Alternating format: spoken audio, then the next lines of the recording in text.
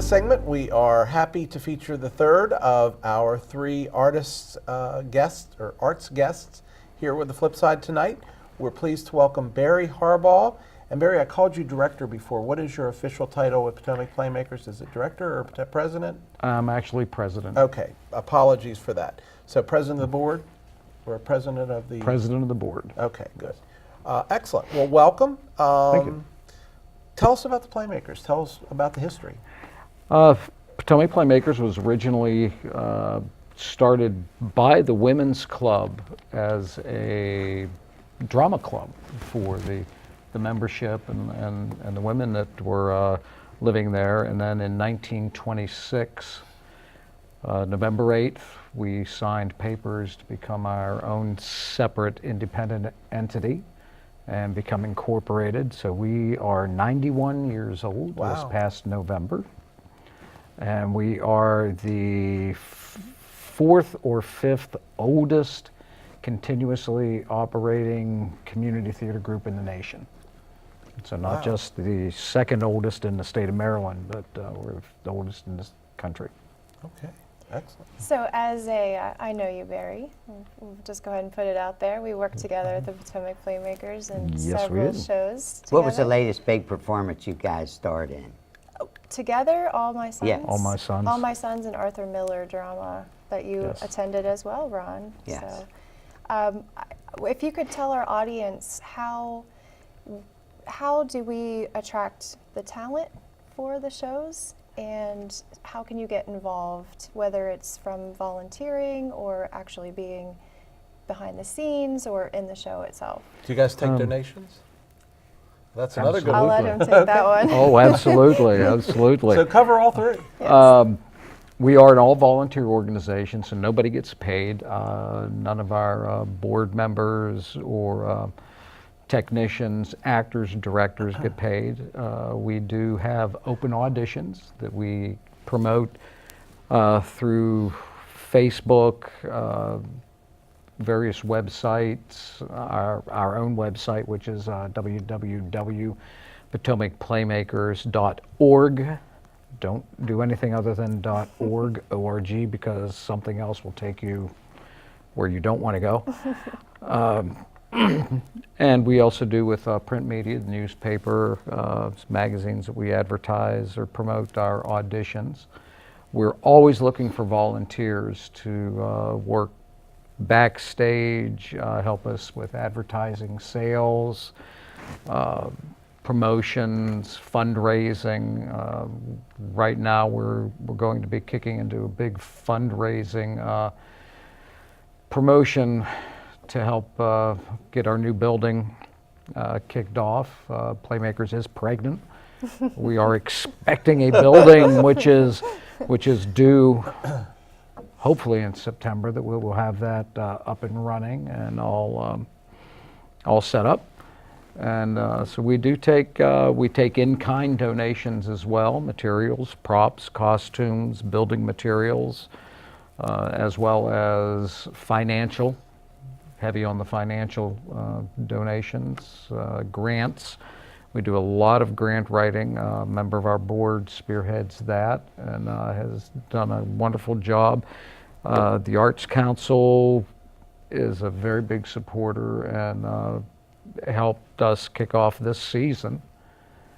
And so, give us a call, go online, go on our website. We have a contact page on our website that you can say, I'm interested in volunteering. Would you please let me know how? And yeah, I will. I'll be on the phone and send you letters and all sorts of things. So you brought up the new building. I know it's a very hot topic. A lot of people are asking me about it, and I got to see it for the first time the other night. Tell us about how that came to be. How did it just move from the Women's Club to this new location, and what will be some of the benefits about being in our own facility? One of my key goals when I took over Playmakers 4 years ago, my dream was to get our own home because the Women's Club has been wonderful to us.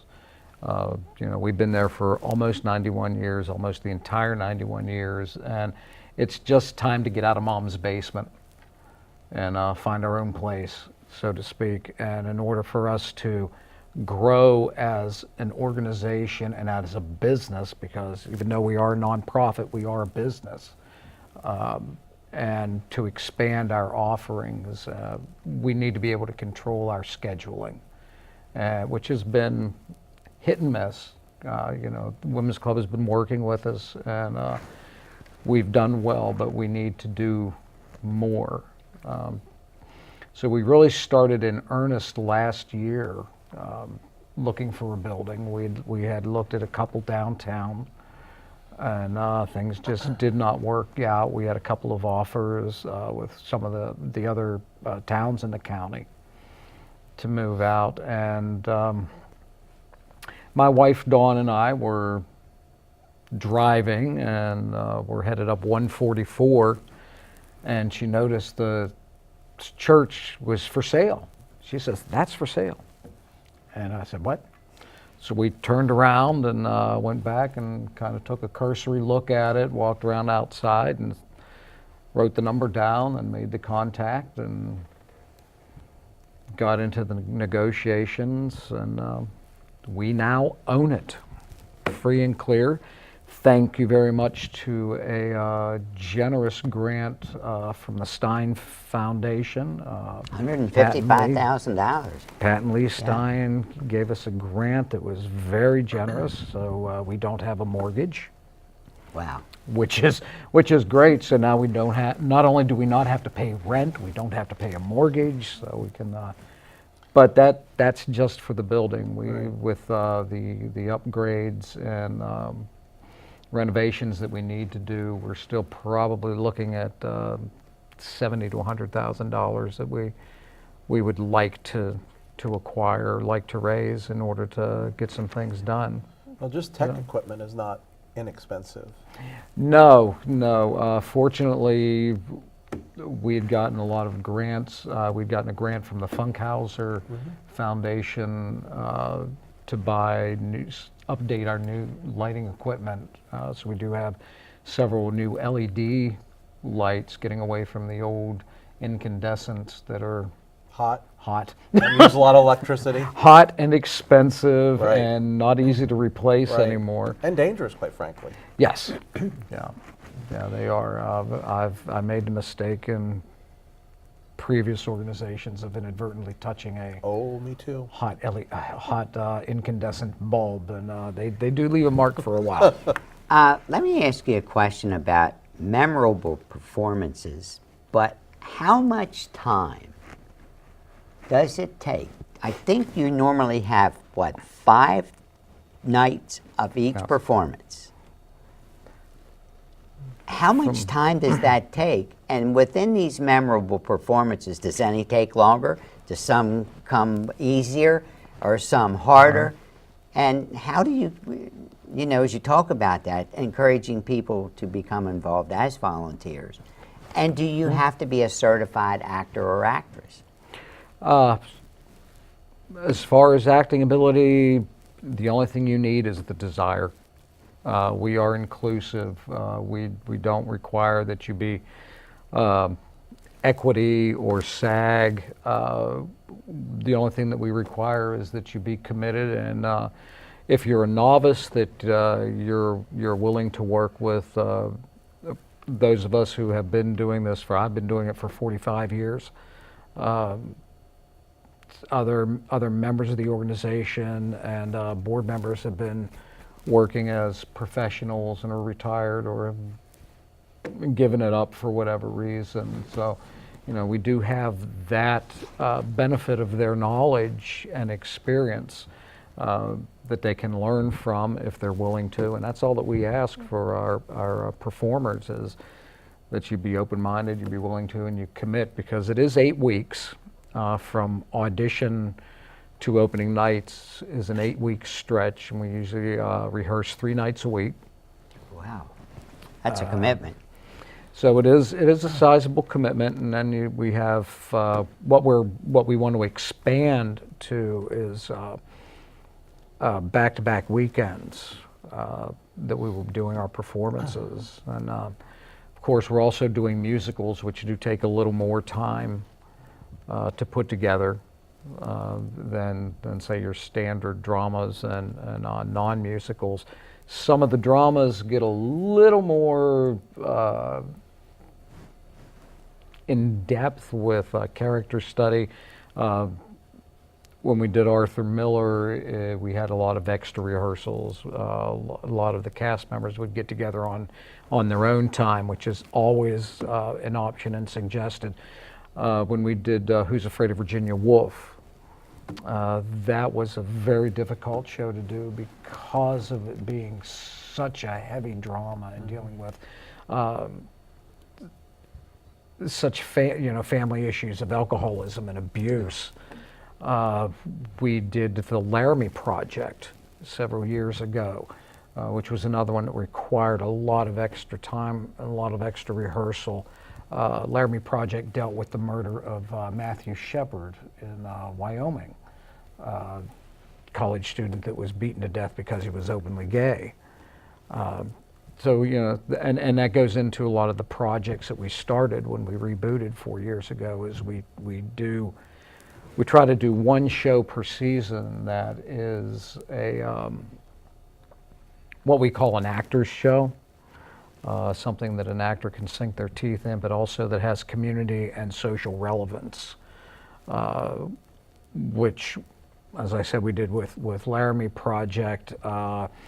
We did with All My Sons this season. We did our first musical this season when we did Nonsense, so we're going back into doing a musical every year, every season, and so we're looking for technicians, people that want to learn to run lights, work sound, musicians that are willing to volunteer, which they generally aren't. Musicians and instrumentalists are not like actors. We're stupid. We volunteer, we work for free, but musicians and music directors like to get paid. So, last question, what performances do you have coming up? I know you have one going on right now. We have Death by Design going on this weekend. It'll be your last chance to see this extremely funny show. That is on Friday and Saturday. And then our next production coming up is May, gotta get these dates right, 11th, 12th, 18th, and 20th. We will be doing Farce of Nature, which is a full-blown, people running all over the place farce. And there's auditions being held starting this Auditions weekend? for Farce of Nature will be this Sunday and Monday. At the Women's At Club? the Women's Club, Okay. yes. Yeah, so we will still be doing these two performances at the Women's Club. We also have our one-act play project that we started a couple of years ago, which will be in July at the Women's Club. Those auditions will be posted. Other projects that are new are the interactive murder mysteries that we do, which are right up your alley. That's strictly off the cuff, and you'd love that. They are great. People love to have them for fundraisers and just general entertainment. We book those out. Would you ever consider doing a murder mystery on a train? We travel to Sure. several different venues. I mean, We could- do the could wineries. happen. We've done Knob Hall Winery, several of the churches. Like a Haven- murder mystery on a... Sure. We're willing. We are open to suggestions and are willing to try anything. Almost. Almost. Almost. Well, listen, we appreciate you being with us tonight. We Well, thank you. are excited about the new opportunity, not only for the Playmakers, but for our community and expanding our arts. I think, again, I think that's one of the big three in Washington County. Shopping, history, and arts, not necessarily in that order. So thank you for being here. Coming up next, we're going to get back to regular FlipSide stuff. We have Fast Five coming up, and then my favorite segment, WTF, What the FlipSide? Stay tuned. We'll be back in 3.